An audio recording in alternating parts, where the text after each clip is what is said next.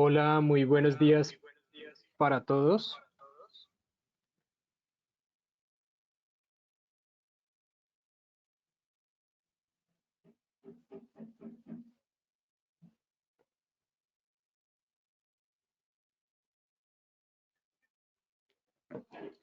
Muchas gracias por asistir a este espacio de Viernes de Soluciones Sostenibles. Vamos a esperar, en este momento tenemos 67 personas conectadas. Vamos a esperar 2 o 3 minutos más para arrancar oficialmente la presentación. Les aprovecho este momento para comentarles que en el menú de la aplicación de GoToWebinar ya tienen ustedes a disposición el PDF de la presentación que van a ver hoy en este espacio, Luz Natural como fuente de bienestar. Ahí van a poder descargar este documento. Y también aprovecho para en el chat les voy a dejar un enlace para el webinar que tenemos a partir de las 11 de la mañana hasta las 12 del día con el Consejo Americano de Construcción Sostenible, con el USGBC, que les van a estar hablando sobre las nuevas tendencias del LEED, sobre el programa de LEED Zero, para que ustedes puedan conectarse inmediatamente con ese otro espacio. Entonces en el chat van a encontrar ese enlace. Este va de 10 de la mañana a 11 de la mañana. Vamos a estar aquí con el de luz natural como fuente de bienestar, y de 11 de la mañana a mediodía vamos a estar con el de LEED. Entonces, por favor, ahí entren a su chat y apenas vayamos terminando este, para que puedan también participar en el de la segunda jornada pues del webinar. Entonces, ya estamos por arrancar. Un segundito más mientras terminan de conectarse las personas. Ya estamos más o menos en 76 personas. Vamos a esperar un poco más y arrancamos. Muchas gracias por su asistencia.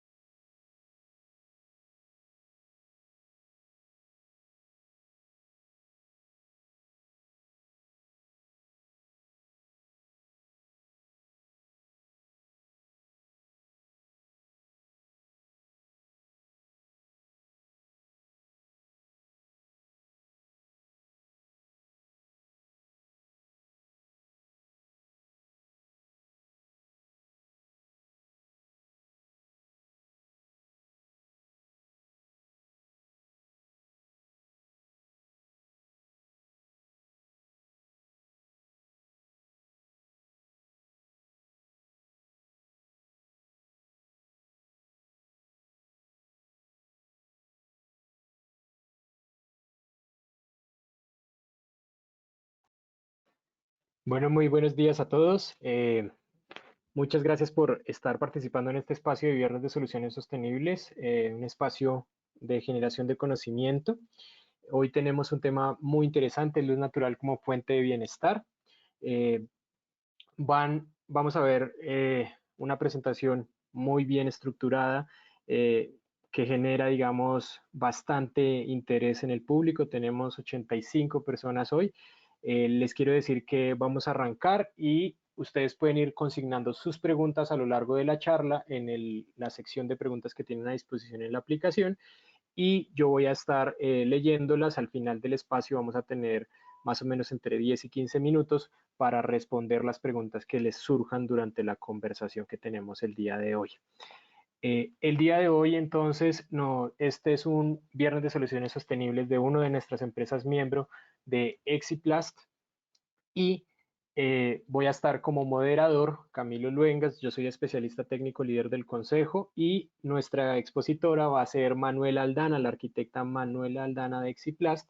Ella es egresada de la Universidad Nacional de Colombia y tiene un máster en bioclimática de la Universidad San Buenaventura y actualmente pues trabaja en Exiplast como consultora de especificación bioclimática. Entonces, sin más, le voy a dar la palabra a Manuela para que nos pueda contar cómo es que la luz es la fuente del bienestar y muchísimo más en todas estas nuevas condiciones de contexto, ¿no? Entonces, Manuela, bienvenida, muy buenos días. Muchas gracias por compartir tu conocimiento en este espacio. Buenos días, Camilo, y a todos. Muchas gracias por conectarse. Qué bueno pues que tengamos estos espacios para seguir vinculados. Inicialmente, pues quiero como contarles un poco como de la relevancia de este tema, sobre todo en este momento. Todos nos encontramos en nuestras casas, estamos encerrados, estamos recibiendo poca iluminación del sol. Entonces, pues, este es un espacio pues muy pertinente para entender cuáles son, qué es lo que nos está pasando tal vez psíquicamente, físicamente, biológicamente por recibir menos cantidad de sol. Y pues cualquier duda, cualquier observación, bienvenida. Y aquí estamos para aprender todos. De hecho, este es un tema que para mí sigue siendo eh, un gran aprendizaje diario. Entonces, bueno, para empezar vamos a hablar de algunos términos. Empezamos por el ciclo circadiano. Circadiano viene de dos palabras en latín, circa, que significa alrededor del, y días, que significa día. Entonces estamos hablando de un espacio de tiempo que consta de alrededor de 24 horas y que habla de oscilaciones de las variaciones biológicas en intervalos regulares de tiempo. Estas variaciones, pues, o estos ritmos se dan en los seres vivos a través de cambios físicos, a través de cambios mentales, conductuales, que responden principalmente a cambios de luz y de oscuridad. Entonces, pues, todas las personas que habitamos el planeta Tierra, pues, estamos expuestos a él.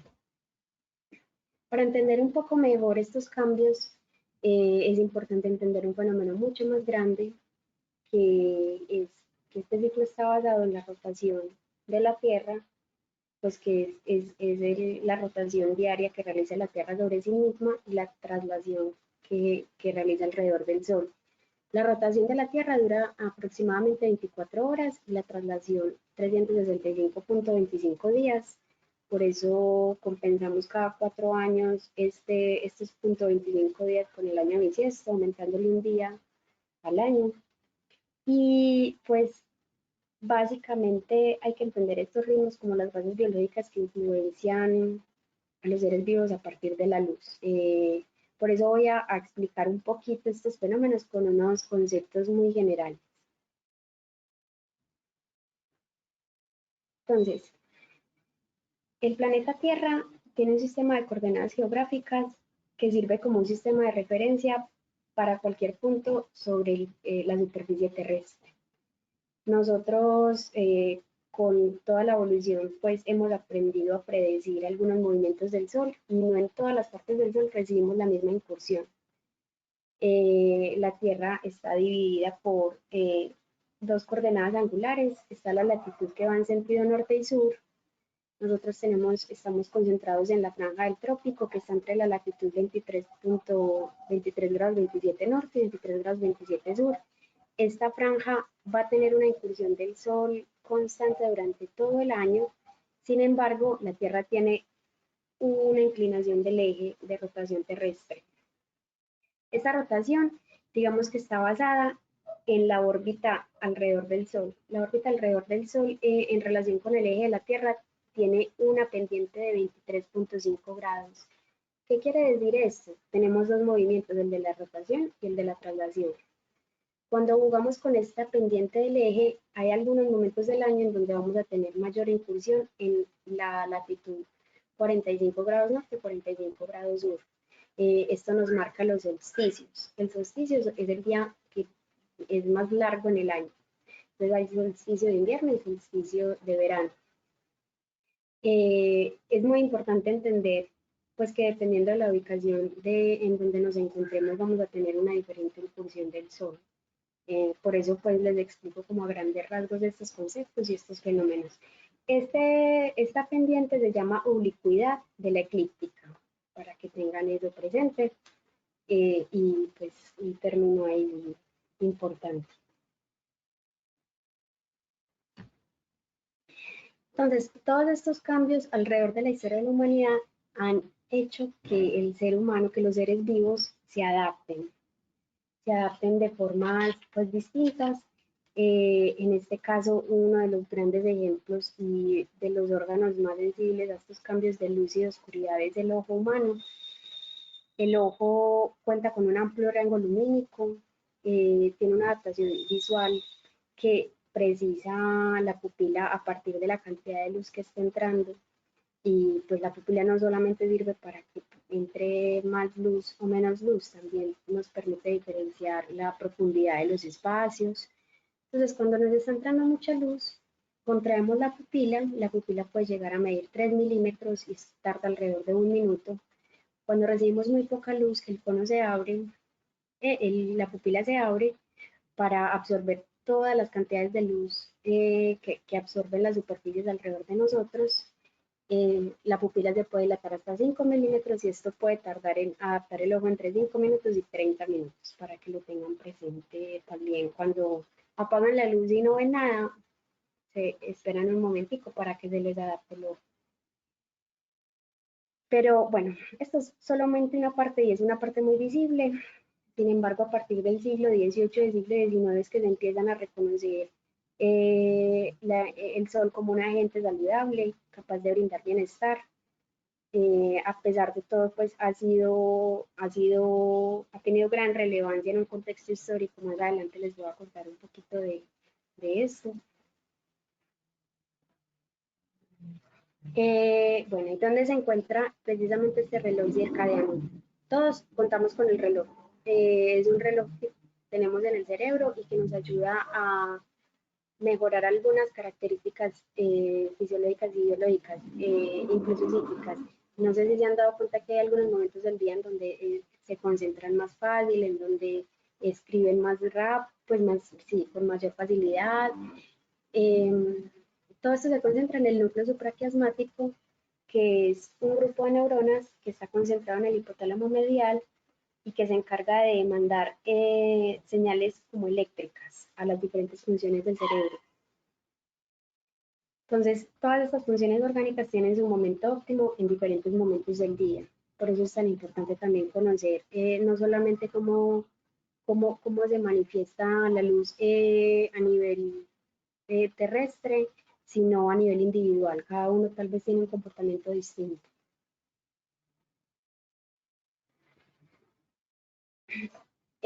Todas estas influencias de la luz solar no solo están concentradas en la parte visible, en lo que pueden percibir nuestros ojos, sino también y sobre todo en la vigilia y el descanso. Un buen descanso nos permite funcionar mejor en el día, pero no solamente eso, los ritmos circadianos también estructuran la temperatura, también nos permiten generar algunos aspectos hormonales como el cortisol o como la melatonina. El cortisol es la hormona que generamos con la primera luz del día. Por eso es recomendable que cuando se levantan, lo primero que hagan es abrir las ventanas, de modo que el cerebro perciba esa información como una activación del cortisol. En algunas ocasiones el exceso de cortisol puede generar incluso estrés, por eso se recomiendan que, por ejemplo, las pantallas iluminadas no las tengamos al menos una hora antes del descanso. Y la producción de melatonina se da sobre todo en la noche, y es la hormona del descanso, podría entender de esa manera. Se activa sobre todo entre las 0 y las 4 de la mañana, pero se empieza a activar con el ocaso del sol. Cuando el movimiento del sol lo que genera es que cuando está amaneciendo y cuando está anocheciendo percibimos el sol un poco más colorado. Esa percepción en nuestro cerebro es la activación de melatonina. Entonces, cuando el sol está en el punto más alto, que es una luz un poco más blanca, activamos el cortisol.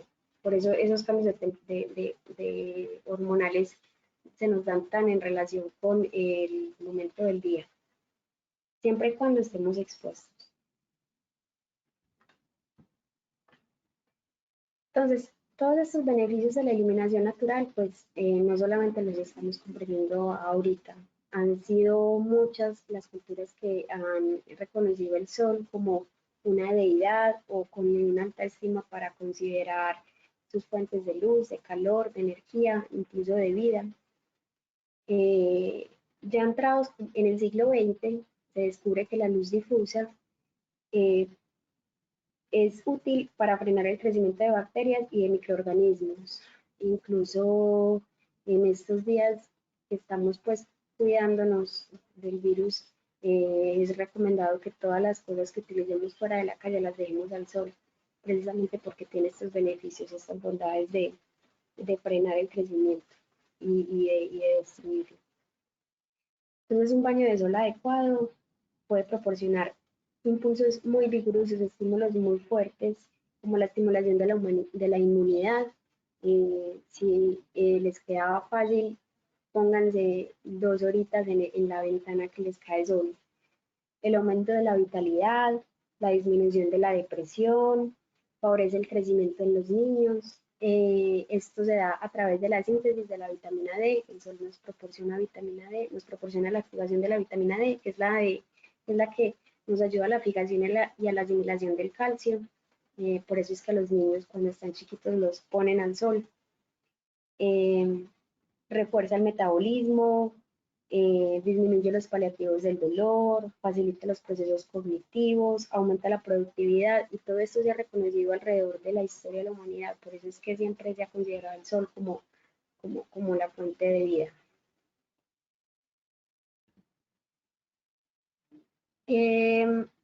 Uno de los aspectos pues como que nos tocan por la sociedad en la que vivimos, que funciona 24/7, son las personas que trabajan en la noche. Las personas que trabajan en la noche necesitan de iluminación artificial para mantener unas condiciones de cortisol medianamente estables y tal vez si no tienen las mismas condiciones constantes pueden tener un mayor riesgo de padecer de alguna enfermedad, eh, de algún riesgo a la salud. Por eso pues se recomienda, al menos mientras sea posible, mantener los mismos ritmos, los mismos hábitos a las mismas horas para que el sistema circadiano mantenga los organismos funcionando. Pues, y en el caso de que no sea posible, pues mantener las mismas condiciones de la pantalla, del foco, pero son acontecimientos que nos ha permitido la tecnología para funcionar mejor en el mundo en el que existimos y que pues tenemos que saber que hay que adaptar una consistencia en estos hábitos. Entonces, ¿cuál es esta energía que nos llega para mantener este ciclo funcionando? La energía que nos llega del Sol son ondas electromagnéticas que tienen diferentes frecuencias. Las frecuencias que percibimos más bajas son las ultravioletas, no las percibimos visiblemente, pero sí las percibimos de otras maneras. Digamos que nosotros nos protegemos con el bloqueador de la luz ultravioleta y esta es la luz que va a deteriorar el color de las superficies, esta es la luz que va a deteriorar finalmente pues también la piel. Cuando nos bronceamos en exceso, el color que adquiere la piel es una capa protectora de la piel. Está el espectro de luz visible, que es un espectro muy delgado que nos permite entender los colores, entender, o sea, la luz que se refleja en las superficies está dentro de este espectro. Y está el rango de luz infrarroja, que son ondas de magnitud más larga y que nos van a generar el calor. Entonces no solamente estamos recibiendo información visual, sino que también estamos recibiendo información energética y calórica. Aquí hay un ejemplo de cómo la evolución del hombre y la industrialización de algunos fenómenos al interior de los espacios pues ha generado que desarrollemos bombillas incandescentes, fluorescentes, halógenas. Estas bombillas van a querer sustituir la luz natural en los momentos de productividad nocturna, por ejemplo. Sin embargo, la luz natural, como pueden ver, tiene un rango mayor de espectro de luz visible. Eso quiere decir que vemos mucho más el color, que percibimos mucho más la profundidad de los espacios con luz natural, y que pues algunos ejemplos, la luz LED, por ejemplo, puede tener diferentes efectos de luz fría o luz cálida a partir de estos rangos del espectro de luz visible, que son las magnitudes de onda, pero nunca va a ser como la luz natural.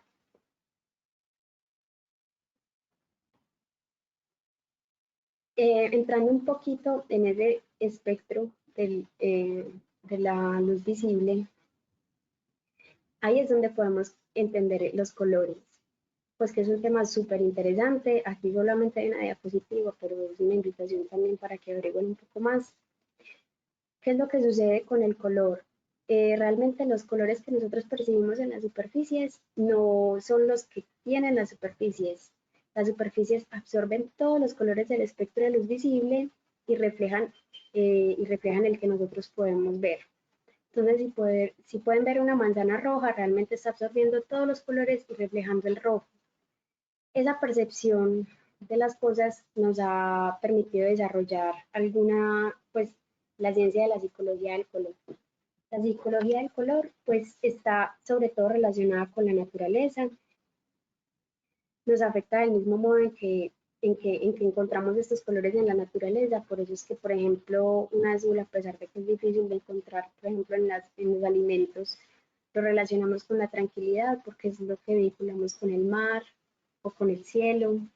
Eh, el verde sigue siendo un vínculo con la naturaleza, el amarillo es una relación directa con el sol, por eso nos genera vitalidad, intelecto. Todo está directamente vinculado con nuestra relación con la naturaleza. El color puede llegar a ser una traducción visual de nuestros sentidos. Por eso es que la psicología y otras ciencias como la publicidad, la mercadotecnia, todo este aspecto de consumo nos han vinculado con la gama de colores pues utilizados en las sensaciones sobre todo de frío o de calor. Y pues finalmente el color psicológico se considera como las diferentes impresiones que transmite un ambiente. Nosotros como parte del gremio de la construcción diseñamos con colores. Por eso es tan importante pues tener presente cuál es el trasfondo de estos fenómenos y el desarrollo psicológico que hemos hecho alrededor de él. Aprender a administrar la luz que llega a nosotros, pues puede tener una sintomatología, una estimulación muy positiva. Si bien los ciclos circadianos de los mamíferos diurnos oscilan entre 20 y 28 horas, no siempre son 24, pueden modificarse, como les decía. Hay algunos mamíferos que tienen ritmos circadianos que oscilan entre segundos o incluso entre años, como el periodo menstrual de la mujer, que puede durar 28 días, o como la renovación celular, que puede durar alrededor de 7 años, pero todos están basados en el cambio de luz y oscuridad diario. Por eso es importante mantener el conocimiento del ritmo circadiano, porque nos regula las fases del sueño, porque nos regula la secreción hormonal, porque nos regula el ritmo cardíaco, la presión sanguínea y la temperatura. Todo esto va a regular ciclos mayores y ciclos menores. En el reino animal también hay algunos ciclos que funcionan distinto. Por ejemplo, las ratas y los murciélagos tienen ciclos contrarios a nosotros. Ellos activan la melatonina en el día y el cortisol en la noche. Y pues, digamos, forzar algunas situaciones del ciclo, como les contaba, la gente que trabaja de noche, si no lo maneja de una forma adecuada, manteniendo una constancia, podría estar vinculada a aspectos como la obesidad, como la diabetes, la depresión. Incluso la falta de sol puede generar irritabilidad, tal vez algunos les puede estar pasando en este momento en medio del encierro, reciban un poquito de sol, la fatiga, la depresión, los cambios de hábitos alimenticios, pueden estar comiendo más, pueden estar comiendo menos, la motivación en las tareas sociales, incluso en los hemisferios. Se ha visto y se ha presentado en varias investigaciones que ha generado incluso suicidios. Por eso se proporciona, por ejemplo, vitamina D en cápsula cuando hay falta de ello. Entonces, pues el papel del sol en la historia individual de las personas es mucho más cardinal de lo que nunca habíamos escuchado. Algunos datos curiosos de lo que sucede alrededor del día en nuestro cuerpo con los cambios de luz y de oscuridad, que son los ciclos de 24 horas. A las 6 de la mañana aumenta la presión sanguínea. A las 7:30 cesa la secreción de melatonina. A las 8:30 comienza el movimiento intestinal. 9, máxima secreción de testosterona. 10, estado de máxima tensión, justo en este momento coincidencial y afortunadamente. A las 2:30 máxima coordinación motriz. A las 3:30 máxima velocidad de respuesta. 5, máxima eficiencia cardiovascular y muscular. 6:30 presión sanguínea más elevada. 7, máxima temperatura corporal. 5 máxima temperatura corporal, 7 inicio de secreción de melatonina, 10:30 es el movimiento intestinal, 2 de la mañana sueño profundo y 4:30 mínima temperatura corporal. Pues como pueden ver, todos somos influenciados y estimulados por estos aspectos del ciclo circadiano. Es un tema muy interesante. Estas son unos aspectos muy generales. Con seguridad, si quieren seguir investigando, van a encontrar cosas muy interesantes, incluso la hora en que surgen los partos, la mejor hora para hacer ejercicio. Todo esto está tendido a una generalización. Cada uno va a tener un ciclo individual que ha venido, digamos, adaptando alrededor de la vida. Pero esto es un ejemplo general para que lo tengan presente.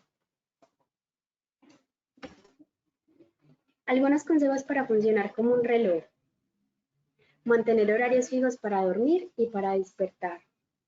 Evitar la exposición a luces intensas durante las primeras y últimas horas del día, como les contaba. Dormir en completa oscuridad y en completo silencio, no ver televisión, ni trabajar, ni mantener el celular prendido, ojalá mantenerlo distante para mejorar estas condiciones. Realmente trabajar en estos hábitos puede mejorar muchísimo la calidad de vida. Entonces, ojalá que estos tips pues puedan ser abordados por ustedes. Cenar al menos 1 hora y media antes de acostarse, evitar la cafeína y el alcohol, aumentar la exposición al sol durante el día y evitar ir a la cama con emociones negativas. Entonces, después de toda esta gran introducción sobre la influencia, la intervención del sol en nuestros aspectos físicos, comportamentales, dentro del gremio de la construcción, cómo estamos diseñando nuestros espacios.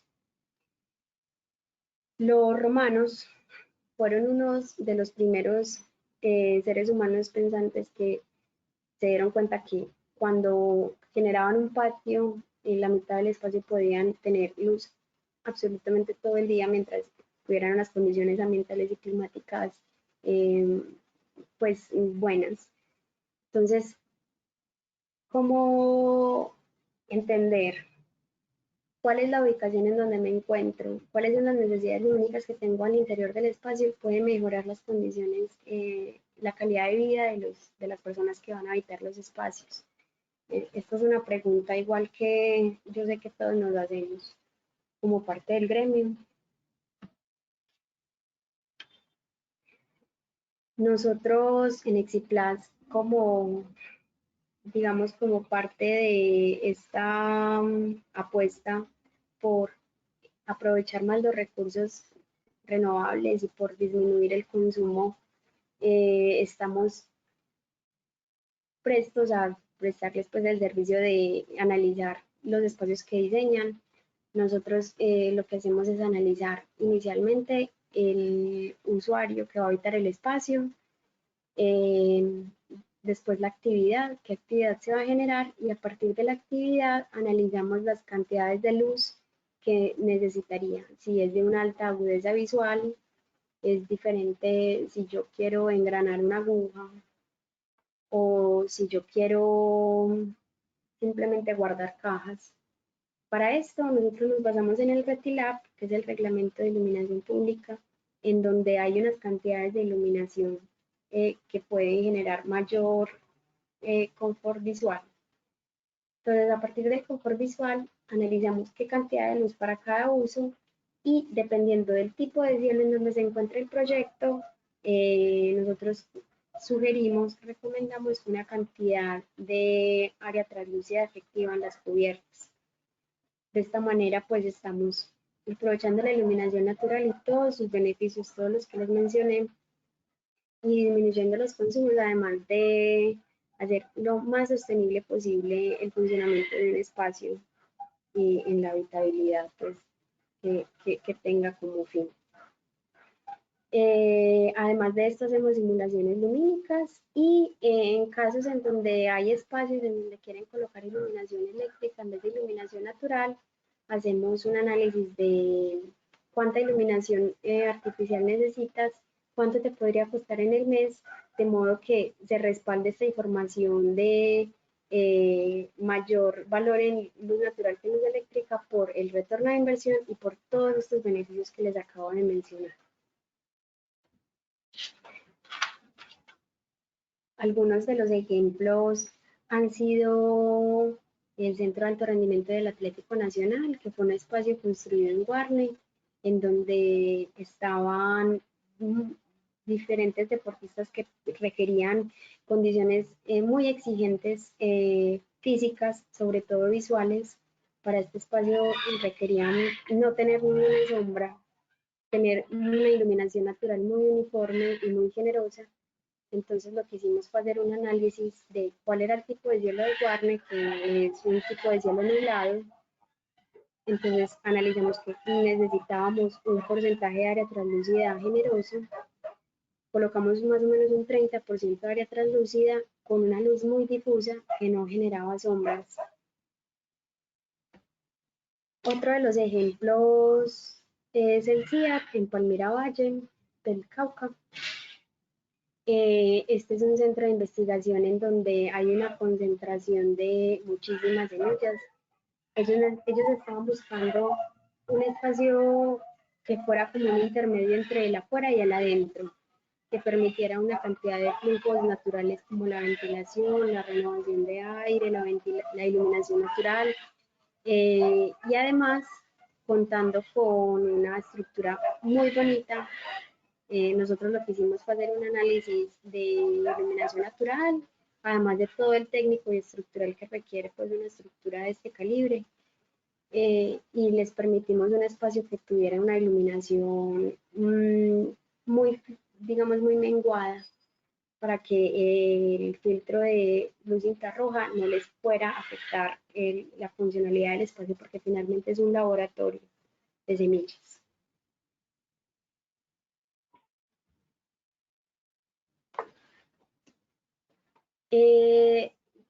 Algunas conclusiones.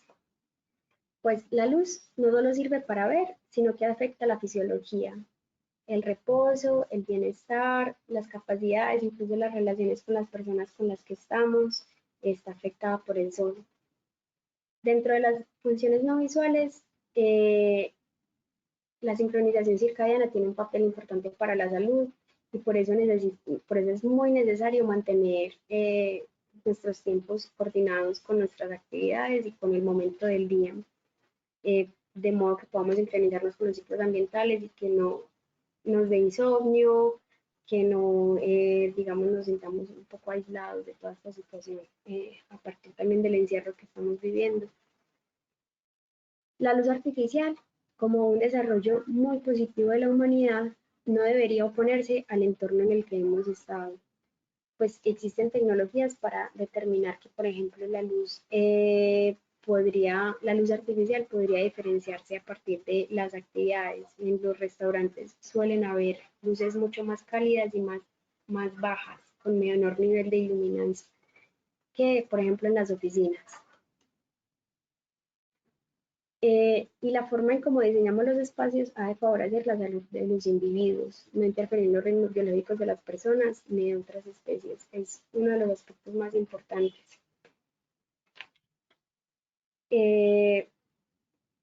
Esta fue una presentación muy rápida y muy general sobre el ciclo circadiano, sobre el impacto que tiene sobre nosotros como seres vivos.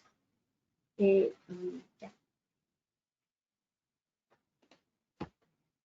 En este momento sería súper bueno tener alguna intervención de parte de ustedes, preguntas, observaciones, comentarios. Bueno, Manuela, muchas gracias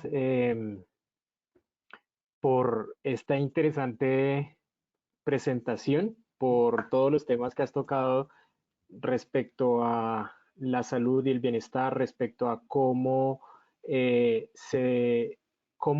tenemos como arquitectos e ingenieros una gran responsabilidad respecto a esos aspectos que hoy nos tocan como persona, ¿no? O sea, a poder sentirnos de buen ánimo para hacer determinadas actividades, a que nuestro cuerpo funcione adecuadamente, a la percepción del entorno, que pues realmente es un tema de vanguardia y de tendencia y que desde hace varios años ha venido tomando mucho más acogida y sobre todo ahora en este contexto en donde cada uno de nosotros está pasando muchísimo tiempo y está analizando en mayor o en menor medida las condiciones de la arquitectura de los espacios en donde vivimos.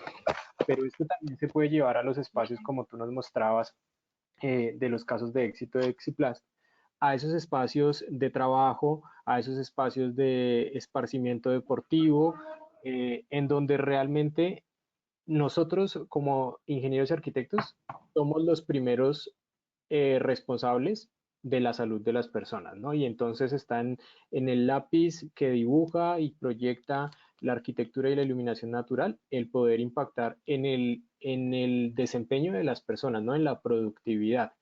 Entonces, estoy aquí esperando un par de preguntas que ya tenemos. La primera es la siguiente.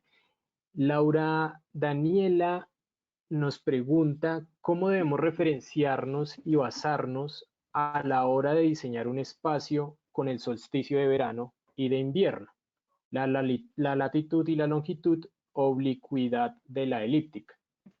¿Cómo se hace esa referencia Bueno, a la hora del diseño, Manuel? pues primero, gracias Laura por la pregunta.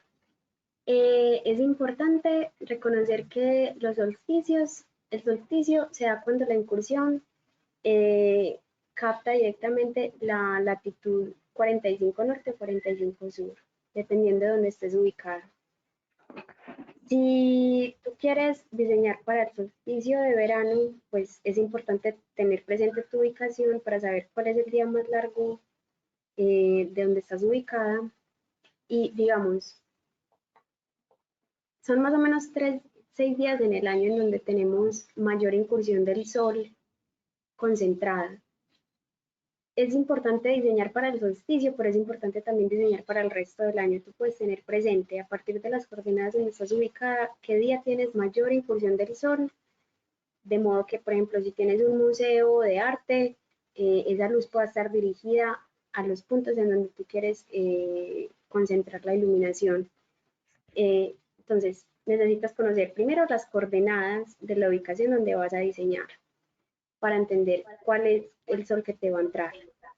Sin embargo, es bueno diseñar también para todo el año. Digamos que uno diseña también en función del tiempo. Pero si tienes una condición del solsticio, de verano o de invierno, quiere decir que estás en una latitud norte o sur y quiere decir que no vas a tener esas mismas condiciones de sol durante todo el año. Eso quiere decir que tal vez ese museo de arte no va a estar iluminado de la misma manera, sino unos días alrededor del solsticio de verano que te toque. Entonces, primero, conocer las coordenadas. Segundo, emplazarte de una manera en que la orientación de las aberturas de tu espacio aproveche. Entonces tienes que reconocer dónde es el oriente, dónde es el occidente y cuál es el ángulo de incursión a tu espacio, de manera que tú lo puedas absorber, ojalá de forma casi perpendicular. Eso depende mucho de la estrategia de diseño que tengas, pero es más o menos a partir de las coordenadas, diseñar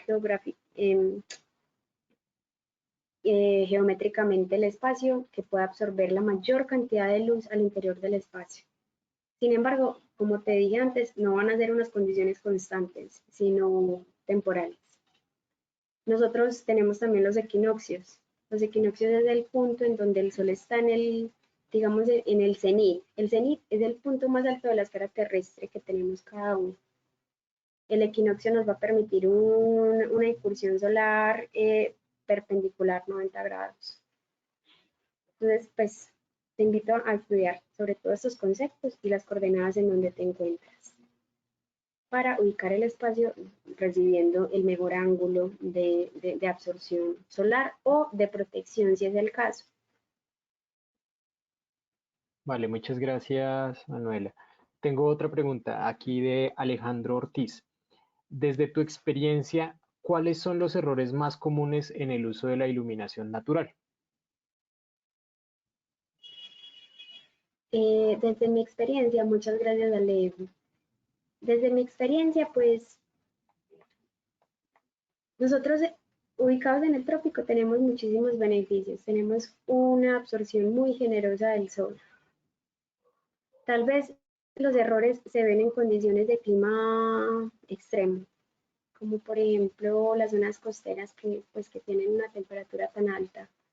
Algunos errores se pueden dar en estas zonas cuando no se tiene en cuenta que, digamos, un espacio va a ser habitado únicamente durante la mañana y toda la fachada abierta está concentrada en el oriente, que es por donde sale el sol. Estoy hablando de una ubicación tropical, pues digamos, no sé, Barranquilla. Uno de los errores es no concebir que tienes que protegerte ante esta incursión directa del sol, porque el exceso de sol también es dañino, no solamente tiene beneficios, eh, genera además exceso de calor, deslumbramiento, el exceso de sol también genera fatiga. Todos estos aspectos tienen que ser tomados de una forma menguada, ojalá.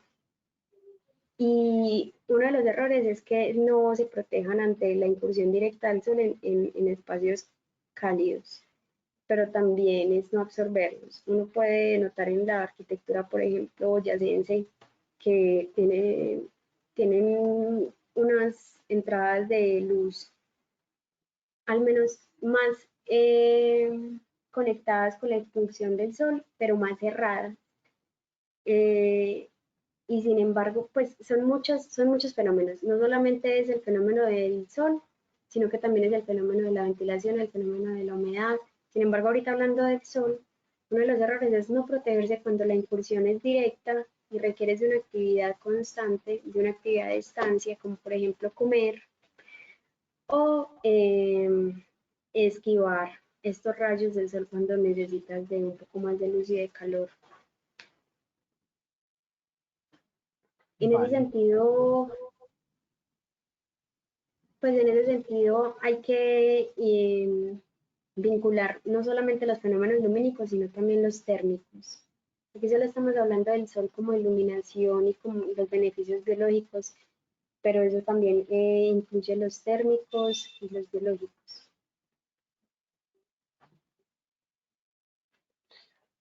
muchas gracias, Manuela. Aquí tengo otra pregunta eh, de Luis Eduardo Nieto. Nos cuestiona lo siguiente. Dice si hay alguna tabla para determinar el porcentaje de iluminación natural para saber cuánto de la cubierta debería ser translúcida y cuánto instalar, mejor dicho. Si hay como una tabla de referencia para ese porcentaje de cubierta translúcida. Pues nosotros hemos desarrollado tablas a partir de los proyectos que hemos construido en Exiplas. Son tablas que tienen diferentes datos. La tabla tú la podrías construir, pero digamos tienes que tener en cuenta el tipo de cielo del lugar en donde vas a construir, la necesidad lumínica. Como les contaba ahorita, es diferente tener tareas de agudeza visual alta a simplemente tener un almacenamiento en donde va a entrar una persona a la semana o al día. Entonces, primero, es difícil parametrizar esos datos, porque casi que todos los proyectos tienen una cantidad de información distinta. Es difícil masificarlos. Además de que depende de la altura del espacio, pues dependen también las necesidades térmicas. Hay unos porcentajes que se manejan en el gremio de la construcción. Digamos que en Medellín, usualmente en espacios industriales con espacios de una altura de más o menos 11 metros, se manejan porcentajes de área translúcida del 12, 10, 12, 15%. Pero esto depende mucho de la actividad que vayas a realizar al interior de los espacios. Si tienes por ejemplo, diseñamos un espacio para hacer mantenimiento de iluminarias, tienen agudeza visual alta, necesitamos mucha más luz. Por ejemplo, para una operación de cirugía necesitas alrededor de 3000 lux, pero para una circulación necesitas alrededor de 150 lux. Es muy difícil describirles esta cuantificación lumínica en una cualificación que ustedes puedan imaginar, pero sigue siendo como un rango, pues, que ustedes pueden, pues, que pueden dar ejemplo en los espacios que habitan. Un espacio que les permita caminar tiene alrededor de, pues, caminar y ya, no hacer nada más, tiene alrededor entre 150 y 300 lux. Estos espacios requieren de un menor porcentaje de la translúcida efectiva. Entonces es difícil responderte a tu pregunta como que existe una tabla para todos los espacios, porque mira que son muchas las variables que impactan. Sin embargo, pues siempre puedes comunicarte con nosotros. Yo soy una que estoy siempre en pro de apoyarlos en todos estos procesos y de poderles dar las recomendaciones dependiendo de todas estas variables. Igual te di más o menos un ejemplo, espacio industrial en área noroccidental, Medellín, puede ser alrededor del 12% en una altura de 11 a 12 metros. Bien. Hay dos preguntas más de Laura Daniela. Una, basada en tu experiencia, Manuela, ¿qué programa o métodos recomiendas para realizar un buen estudio o simulación de iluminación natural en un proyecto? Pues nosotros, dependiendo de, digamos, la profundidad o las exigencias del proyecto, usamos diferentes programas. En los casos comunes usamos Velux, que es un programa gratis, se pueden descargar de la página. Es un programa muy sencillo, se modela básicamente en SketchUp y se colocan las propiedades de las superficies translúcidas a mano, pues. Ustedes colocan el porcentaje de transmitancia de luz y les da una respuesta muy rápida únicamente en el fenómeno de luz. Pero pues también está Diva que es con Rhino, también está Dialux, que es muy bueno también. Eh, si el deseo también es combinar, que sería lo óptimo, combinar el fenómeno de iluminación con otros fenómenos, pues como el de la temperatura, está Design Builder, está Climate Consultant, incluso en este momento acabaron de sacar una actualización para que también las personas que estén pendientes de las simulaciones, pues nos actualicemos. Yo estoy también en ese proceso, pero pues si quieres algo rápido, creo que puede ser Diva, Dialux o Velux, estando concentrado únicamente en el fenómeno lumínico. Muchas gracias, Manuela. Y hay una pregunta que me parece súper interesante. Eh, con esa iríamos cerrando ya el espacio de preguntas y es si nos puedes comentar sobre la tecnología que tienen los materiales de Exiplast para que, digamos, se permita el paso de la iluminación natural, pero que se controle el paso excesivo de calor. Y entonces que no termine, como tú decías, tener buen sol es importante, buena cantidad de iluminación natural es importante, pero también hay que tener cuidado en donde nos pasamos al exceso y empiezan a tener unos, o sea, no empieza a haber como la sinergia entre los sistemas y puede ser que calentemos muchísimo el espacio. Entonces, si nos puedes comentar un poco sobre esa tecnología de los materiales de ustedes. Listo, de una. Realmente la tecnología de los materiales, pues, no es compleja, es sencilla.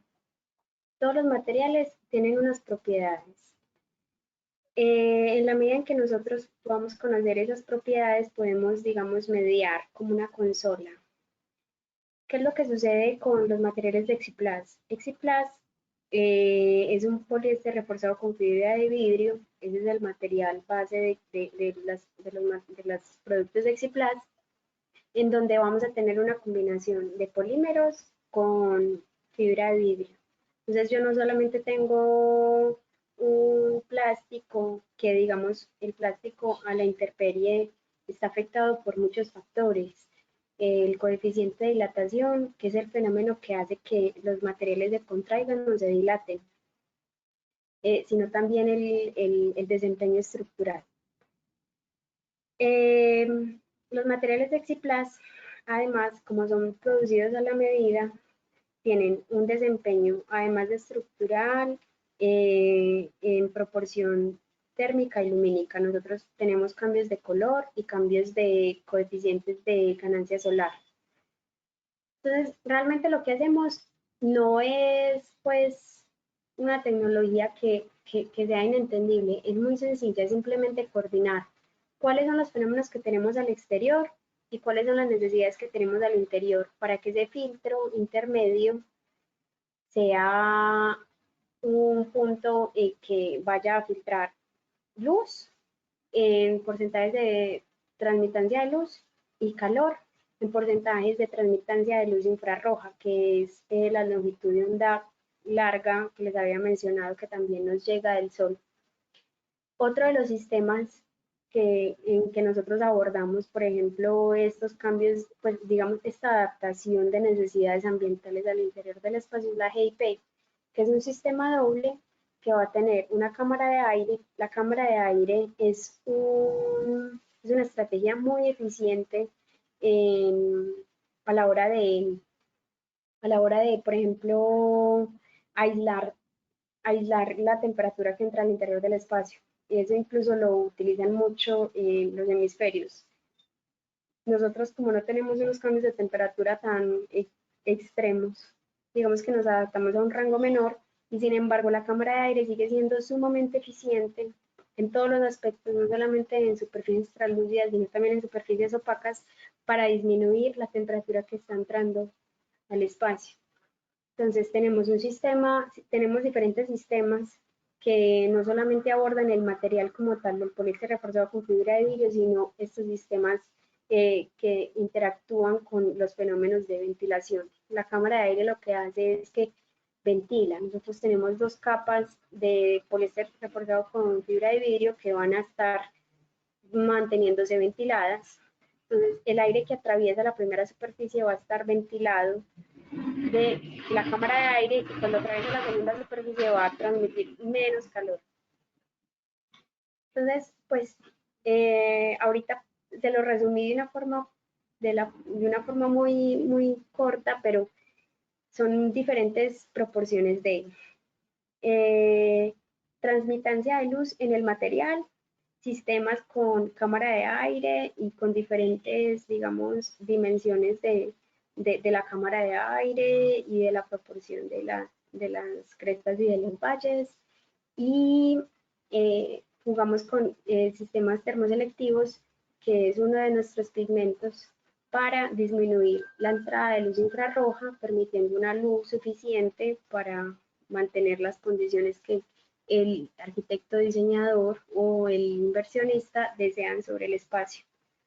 Entonces es medir qué es lo que más quieres, luz natural, desempeño térmico, luz natural con desempeño térmico. Esto depende sobre todo del lugar de emplazamiento.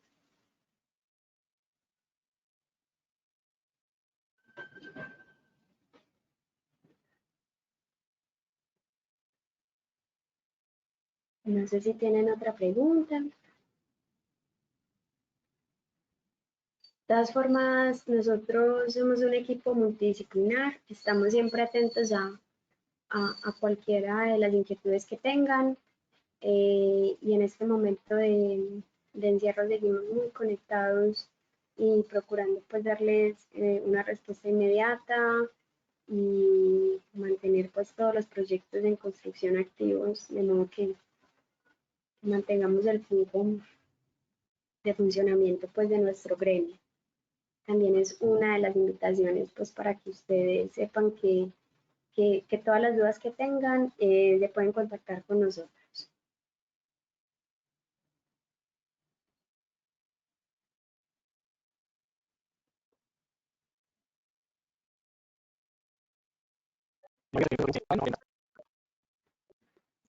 Muchas gracias a todos los participantes. Con eso damos por terminada esta sesión de Viernes de Soluciones Sostenibles. Como dice Manuela, completamente abiertos para que ustedes puedan continuar las conversaciones con ellos.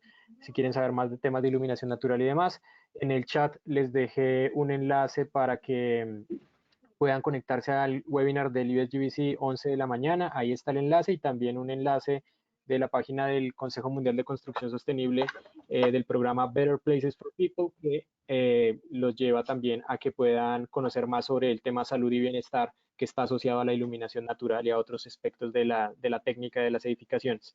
Muchísimas gracias por tu tiempo, Manuela. Excelente conferencia y a todos pues los esperamos en otra sesión de Viernes de Soluciones Sostenibles ahora a las 11 y el próximo viernes también tendremos un espacio muy interesante con nuestra directora técnica, nuestra directora ejecutiva y nuestra directora de comunicaciones y relaciones para que podamos hablar un poco sobre lo que está pasando y cómo la construcción sostenible también se apalanca y es un jalonador del mercado, ¿no? Entonces, muchas gracias a todos, Manuela, un placer escucharte y hasta luego.